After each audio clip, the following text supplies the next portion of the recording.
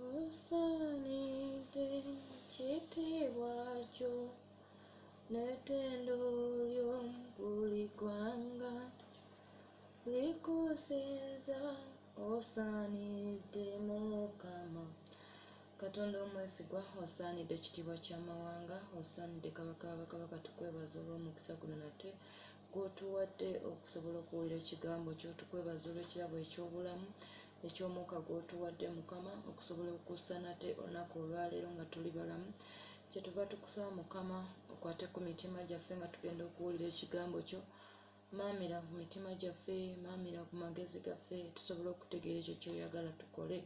Ayi kabaka bakabaka, otulungamye otuwe ekisa Mukama ekitutegeeza ekyo ky'oyagala tukole.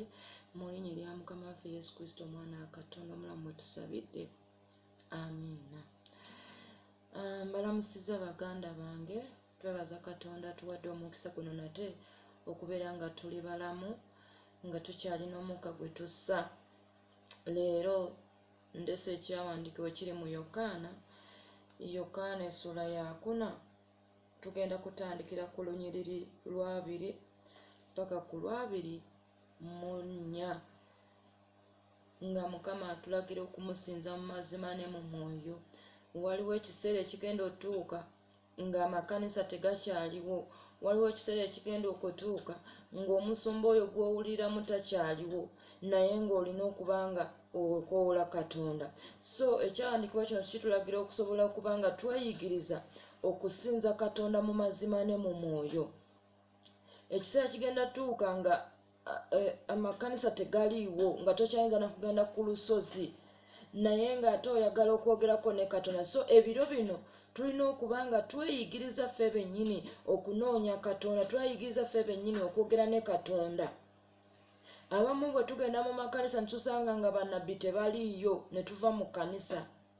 Tufuuse ng'abaweereza b'abantu, kwegamba tulinga nga abasinza abantu, nti omusumba gundi bw'aba taliiwo nze sigenda genda mu kyaki. So Katonda atugamba tumusinzize mu mazima ne mu mwoyo. So tatugamba nti tumusinze n'abasumba baffe, wabula musinze gwe, weetegerere Katonda gwe kennyini. Weetegerere Katonda, weetegerere ebyawandiikibwa, weesomere Bayibuli. Tolinda nti kaninde omusumba gundi ansomere ekyawandiikibwa then ndyoke ngende mu Bayibuli nkisome. Tolinda musumba gundi nti kamulinda alyoke ansabire. Waliwo ekiseera kigenda otuuka ng'omusumba oyo taliiwo. Waliwo ekiseera kigenda okutuuka nga nabbi oyo taliiwo.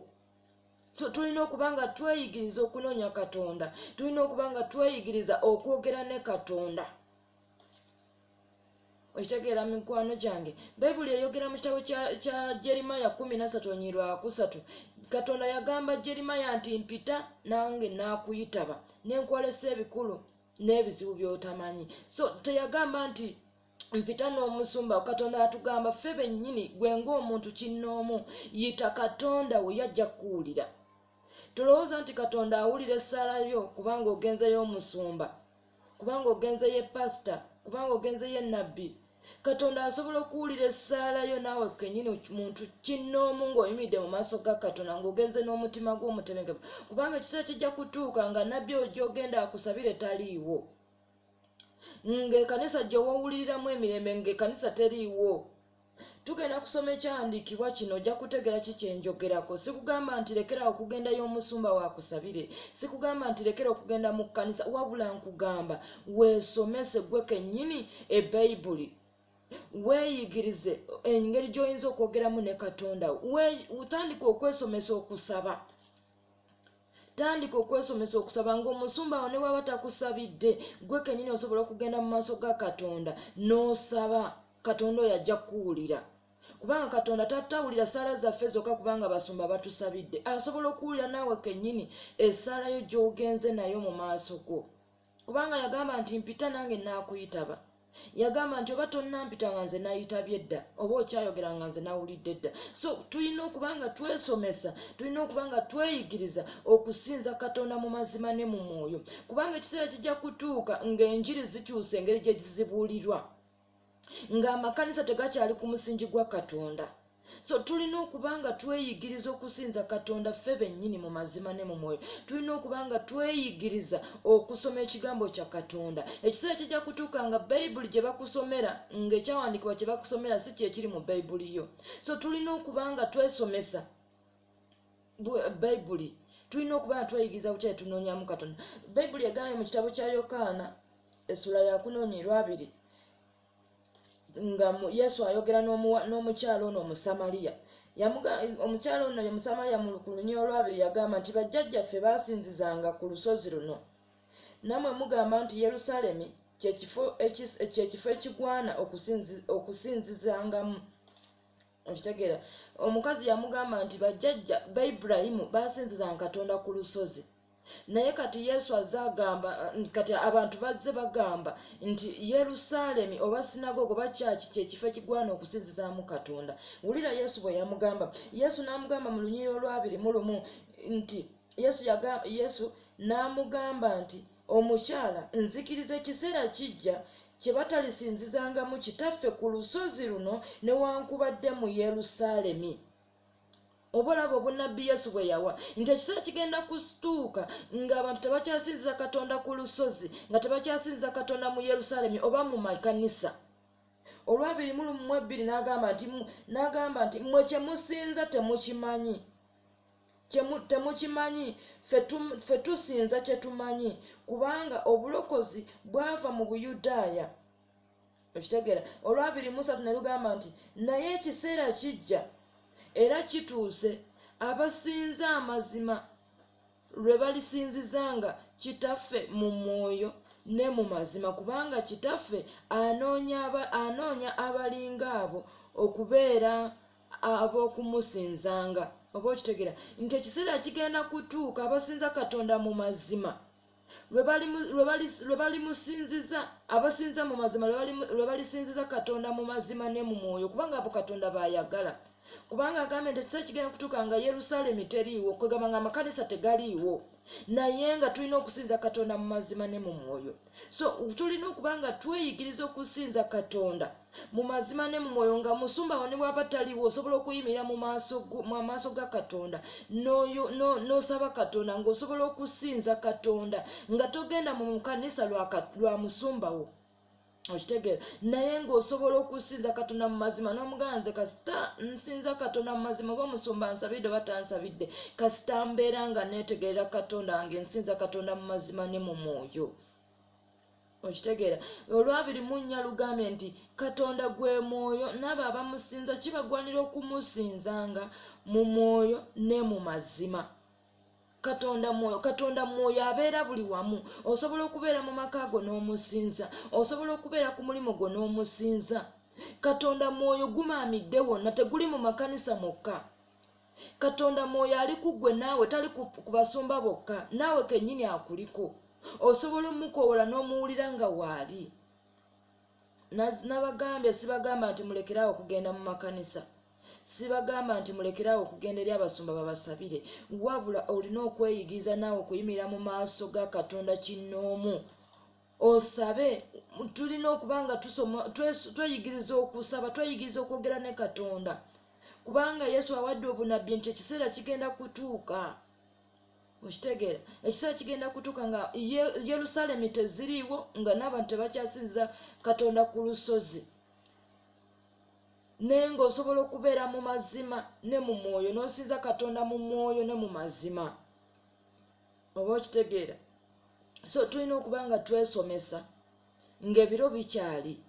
Ekiseera ekyo Yesu Kristo kye yaweerako obunabbi kigenda okutuuka ng'osobola okusinza Katonda wo, nga ne bw'obeera omusumba tomulaba, osobola okuvuna mu maaso ga Katonda wo n'omusinza n'omusaba kyonna ky'oyagala n'akikuwa. Abamu tumanyi nti Katonda okuwulira essaala zaffe tulina kugenda y'abasumba bokka. Nedda mikwano gyange, right now oli abroad, pastor utali kumpi naawe, omusumba utali kumpi naawe, toli mu kanisa, naye okyayinza okusobola okufukamira mu maaso ga Katonda n'omugamba, Mukama nsaba onkuuma ekiro kino nkiyitemu bulungi, nsaba onkuuma olunaku luno luyitemu bulungi. Lwaki? Eyo Katonda ekyo kyayagala. Nga tomusinza lwa bantu, tomusinza lwa musumba wo, tomusinza lwa kubanga ogenda mu kanisa nti Katonda nina musinza nga lwa Sande. olunaku endala n'okola bibyo. Okitegeera beera ne committed ku mutima gwo nti nina okusinza Katonda wange, nina okusaba Katonda wange oba omusumba nsabidde oba tansabidde, oba ngenze mu kkanisa oba sigenze, nina okuba nga nyimira ne Katonda wange mu mazima ne mu mwoyo. Mugende babasabire, muwulirize abasumba, temujeemera basumba, naye naawe kennyini olina okubeera ne personal prayer yo ne Katonda. Olina okubeera n'ekisenge ekyo ne Katonda. Omutima gwo gulina okubeeramu ekisenge ekyo w'osinziza Katonda. Okitegeera kubanga ekiseera kigenda kutuuka nga nabbi oyo taliiwo, ng'omusumba oyo taliiwo, pasita oyo taliiwo. Naye ng'ate gwe gw'owuliramu nti yakusabira essala n'etuuka. So Yesu atuwadde obunabbi nti ekiseera kigenda kutuuka. Omukyalo ono yali amanyi nti olusozi lwe luteekeddwa okusinzibwamu, ne bamugamba nti ne yeekaalu Yerusaalemi naye egwanidde okusinzibwamu. Naye Yesu n'ajja n'amugamba byonna nti ekiseera kigenda kutuuka nga byonna tebakyabisinzizaamu, nga tebakyagenda ku lusozi, tebakyagenda mu Yerusaalemi. Okitegeera naye nga Katonda anoonya abo bamusinza mu mazima ne mu mwoyo, abo bayagala bamusinze. Kubanga ekyo kigenda kutuuka ng'ekkanisa zikyuse, ng'enjiri ekyuse, ng'abasumba bakyuse, ng'abamu Mukama abajjeewo, balala be bagolokose. Okitegeera naye ng'osobola okugamba nti nedda kansinze nze kanneetegerere nze kennyini Katonda, kanneenoonyeze nze kennyini Katonda, kanneemanyire nze zennyini Katonda. Tokkiriza kubanga musumba wo w'amaanyi, tokkiriza kubanga kanisa yo y'amaanyi, kkirizanga ggwe wekka, kubanga olunaku olw'omusango omusumba otagenda kukulokola. Essala y'omusumba otagenda kukulokola, wabula ggwe ky'okoze nga pasono kye kigenda okubeera ekikuweebwako embalirira. Okitegeera kye kigenda okuweebwako embalirira. So tulina okuba nga tuyiga okusinza Katonda mu mazima ne mu mwoyo. Tulina okuba nga tweyigiriza okunoonya Katonda, tweyigiriza okusoma ekigambo kya Katonda. Va mu kyaki, ddayo naawe obikule Bayibuli yo gisome, osabe Omwoyo Omutukuvu akubikulira. Omusumba ono Bayibuli bw'agisomye, ekyanika bw'akisomye bwe kiri.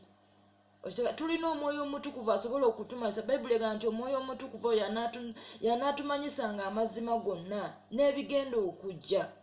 So bw'ova mu kyaki ng'omusumba amaze okukusabira, ddayo naawe ofukamire osabe. Okitegeera ddayo naawe obikule Bayibuli yo gisome.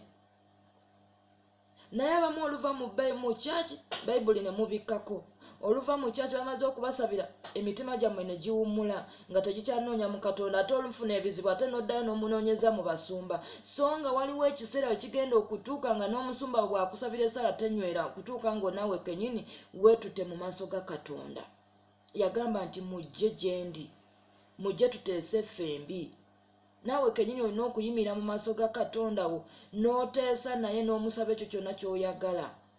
Okitegeera waliwo ekiseera kituuka ng'omusumba akusabidde nga Katonda alaba omunoonya lwa musumba, onoonya Katonda lwa musumba, onoonya Katonda lwa nabbi oyo, onoonya Katonda lwa pasita oyo, n'akusabira n'akuteekako emikono n'otakifuna, nga Katonda ayagala gwe gwennyini weetuukire mu maaso ge, omugambe weetuukire mu maaso ge. Kubanga abasumba batusabira naye tebamanyi kiki kikuli ku mutima gwo. So Katonda aba ayagala ogenda ofuka omutima gwo mu maaso ge. Ojja kgenda omugambe pasita kino kyenjagala onsabire, naye ng'omutima gwo gulina kirala. Naye nga Mukama ayagala gwe kennyini ojje mu maaso ge oyogere ky'oyagala. Katonda aba ayagala kuwulira ddoboozi lyo. Tonoonya Katonda lwakubanga musumba nti leero nfunye ebizibu kanziruke eri pasita ansabire, kanziruke eri nabbi ansabire. Naawe kennyini osobola okuyimira mu maaso ga Katonda n'omusaba kinnoomu n'akuwulira.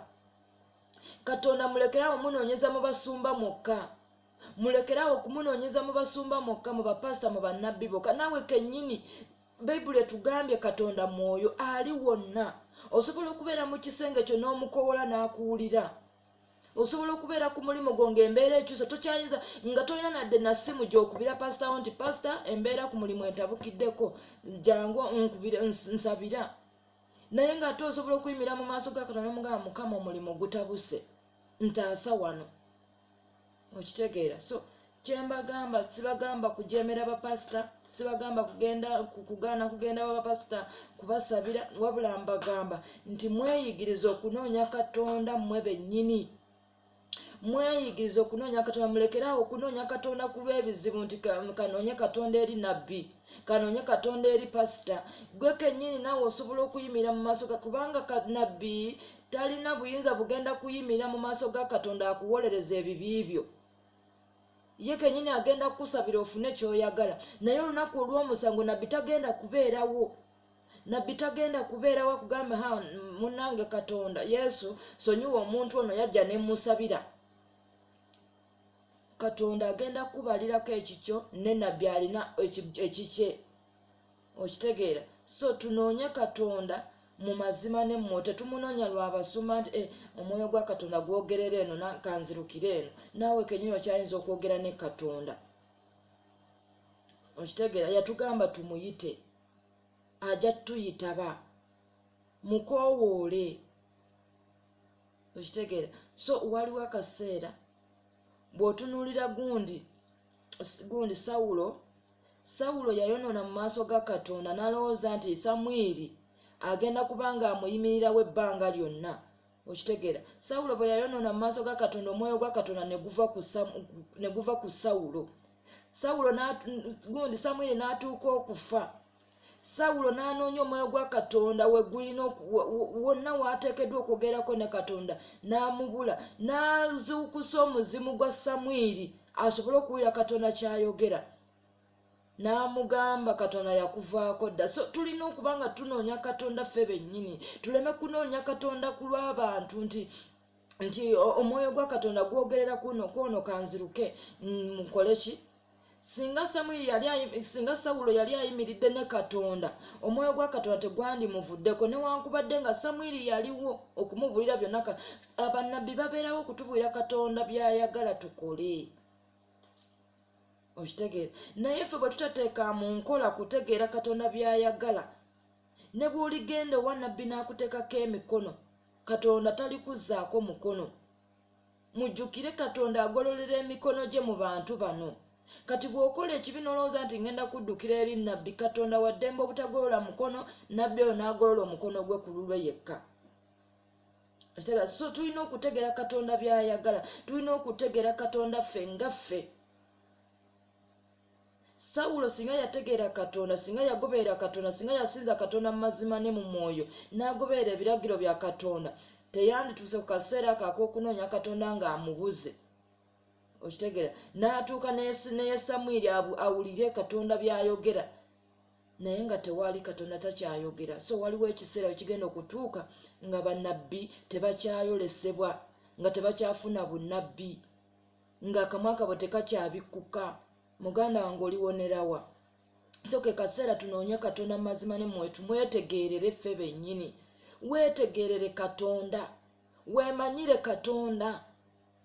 Okitegeera? Okkirize Katonda n'omutima gwo gwonna. Bayibuli egamba omuntu akkiriza na mutima gwe okuweebwa obutuukirivu era yatona akamwa ke okulokoka.